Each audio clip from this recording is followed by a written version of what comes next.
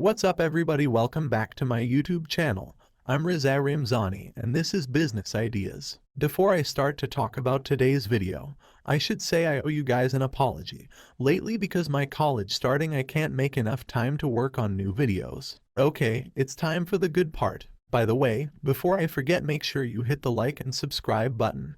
That costs you nothing but helps the channel grow, and I really appreciate that. Okay, let's start the video. For today's video, I'm going to talk about types of assets and explain some of them to you. As you know, there are no limits to finding assets, but the important thing is which one is right for you. First of all, let's understand what is assets definition. What is an asset? An asset is anything of value or a resource of value that can be converted into cash. Individuals, companies, and governments own assets. For a company, an asset might generate revenue, or a company might benefit in some way from owning or using the asset. Personal assets. Personal assets are things of present or future value owned by an individual or household. Common examples of personal assets include cash and cash equivalents, certificates of deposit, checking and savings accounts, money market accounts, physical cash, treasury bills, property or land and any structure that is permanently attached to it. Personal property, boats,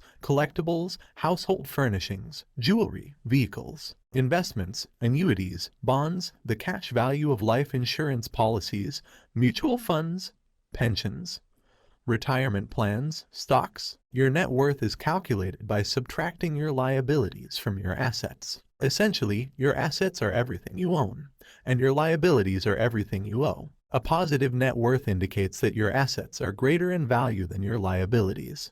A negative net worth signifies that your liabilities exceed your assets. Business assets. For companies, assets are things of value that sustain production and growth. For a business, assets can include machines, property, raw materials, and inventory, as well as intangibles such as patents, royalties, and other intellectual property. The balance sheet lists a company's assets and shows how those assets are financed, whether through debt or through issuing equity. The balance sheet provides a snapshot of how well a company's management is using its resources. There are two types of assets on a typical balance sheet. 1. Current assets. Current assets are assets that can be converted into cash within one fiscal year or one operating cycle. Current assets are used to facilitate day-to-day operational expenses and investments. And now we all know what asset is. We can use some regular and irregular types of assets. For regular assets, we talked before, so now I want to tell you some irregular. For example, when we talk about assets, most of you think about gold,